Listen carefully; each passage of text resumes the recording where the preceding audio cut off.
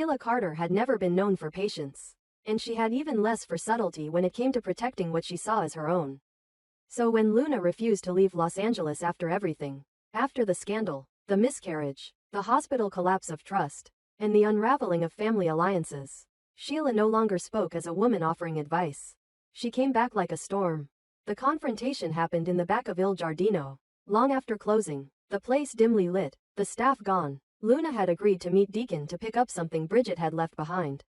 Instead, she found Sheila waiting for her with a glass of red wine in one hand and a look that stopped Luna.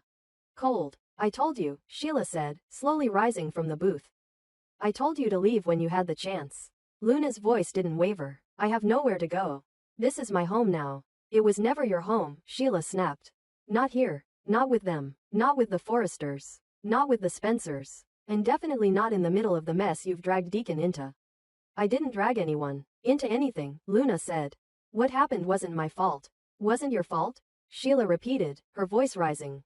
You cost Steffi her stability. You brought down Brooke's world. And now Deacon, the only man who ever gave me a second chance, is caught in the middle of your tragedy parade. I warned you, Luna. I warned you to get out before someone got hurt. And now look where we are. I lost my baby, Luna said quietly. And I'm still here, still trying to make something of my life. You don't get to threaten me. Sheila's tone dropped into cold steel. This isn't a threat, it's a choice. Either you walk away and stop this spiral. Stop pulling people into your orbit. Or I stop it for you. Luna didn't back down. You think you're protecting Deacon? You're just controlling him. He deserves better than living under your thumb. Something shifted in Sheila's eyes. A crack of something darker, deeper, rooted in decades of obsession and delusion. You don't get to speak about Deacon. Not you. Not after everything you've cost him. Sheila, Luna began. No, Sheila cut her off.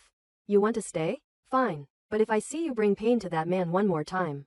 If I see you smile at the wrong person. Whisper in the wrong ear. Start another chain of disasters. Don't expect me to sit back and watch. The implication was clear. Luna left that night shaken but silent. She told no one. Not Bill. Not Steffi. Not even Bridget. But the tension grew. Sheila began appearing more often. In the corners of events.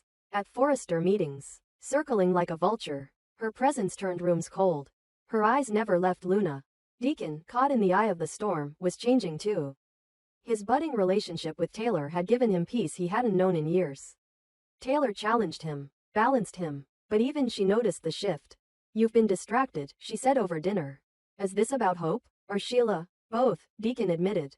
And neither. It's Luna. Taylor raised an eyebrow. She's grieving. She's trying. Sheila's threatened her, he said. I think she's really going to do something. Taylor dropped her fork. Are you serious? Deacon nodded. And Luna's not backing down. Taylor stood immediately. Then we can't let her handle this alone. But Sheila wasn't going to let anyone interfere. The next confrontation happened at the Forrester guest house. Luna returned late after a design meeting, only to find the back door ajar. She stepped in, cautiously, calling out. And there was Sheila, sitting on the edge of the bed, holding a photograph of Luna as a child. I've read your file, Sheila said. All the way back to Tokyo. You were unstable then too, weren't you? I'm calling the police, Luna said. No you're not, Sheila replied. Because you know what I've done. And you know I'll do it again. What do you want from me? Obedience. You're not my mother. No, Sheila said. I'm worse. I'm the part of the Carter bloodline that survived. That learned to survive. And I don't let threats live under the same roof as my family. Luna clenched her fists. You don't get to define who belongs here. I do when I'm the only one willing to do what it takes, Sheila said. Standing now. You're just like the rest of them. You smile. You cry. You pretend to be innocent while the bodies pile up behind you. Leave, Luna said. Now. But Sheila stepped closer. I can end this. I can end you. And no one will ever prove it. I've done it before. The next morning, Luna didn't show up to work. Her phone went dark. Her apartment was untouched. No signs of forced entry. No note. Nothing. Bridget panicked first. Then Steffi. Then Bill. Then Deacon. Taylor called in a missing persons report. And by the end of the day, Ridge had security footage from the guest house. A shadowy figure matching Sheila's frame. No proof. But enough for everyone to connect the dots. Deacon confronted her at Il Giardino, rage boiling. Where is she? Sheila played dumb. Where's who? Don't, Deacon snapped. Don't play this game. Did you hurt her? You think I'd kill someone just to protect you? She asked innocently. I think you've done it before, Deacon said. And I think if I let you get away with it again, I lose the one person who ever saw the good in me. You're wrong, Sheila whispered, stepping closer. I'm the one who sees the good in you. Always have. Deacon recoiled. If she's dead, I'll never forgive you. You understand me? Never. But Luna wasn't dead. She was hiding. She had escaped through the woods behind the guest house. Barefoot, bleeding, after fending off Sheila with a broken mirror. She made it to a roadside gas station, collapsed in the arms of a stranger, and was taken to an out-of-network hospital under a Jane Doe identity. Her wounds were shallow, her resolve, not. When Deacon saw her alive, he broke down. Luna, bruised but unbroken, told the full story to the police.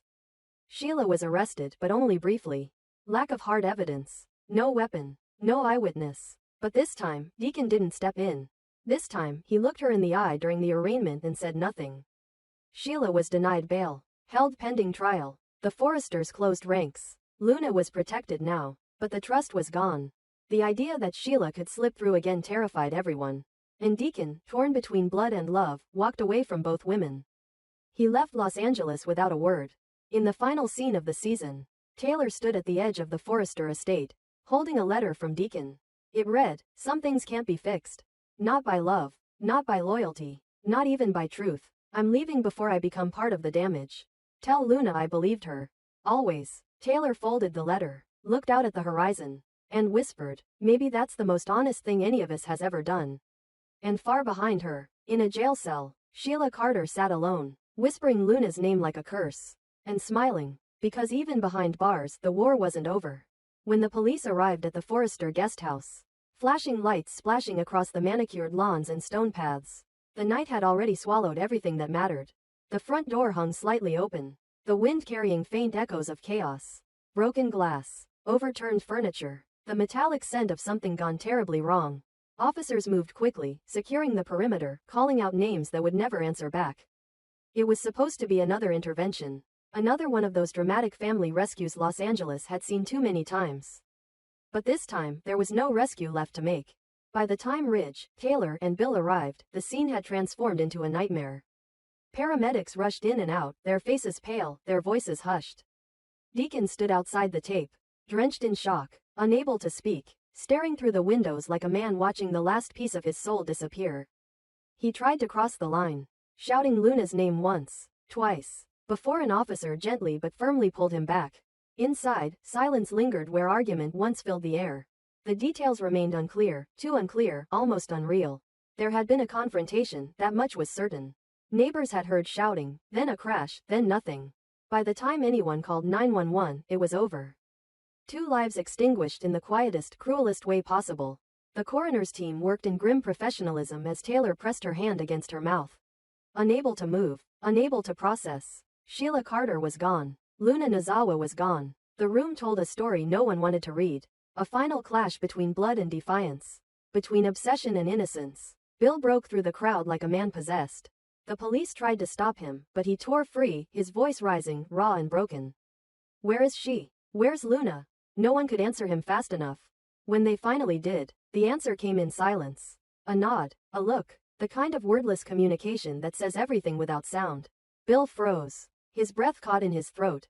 "No," he whispered. "No, no, no." The denial came in waves, every word more desperate than the last. He dropped to his knees, his face collapsing under the weight of grief he couldn't contain. "She was carrying my child," he choked out, voice cracking. "She was carrying my baby." His cry ripped through the night, echoing across the hills, breaking the hearts of everyone who heard it. Ridge turned away, eyes filled with helplessness. Taylor stood behind him, her tears streaming freely.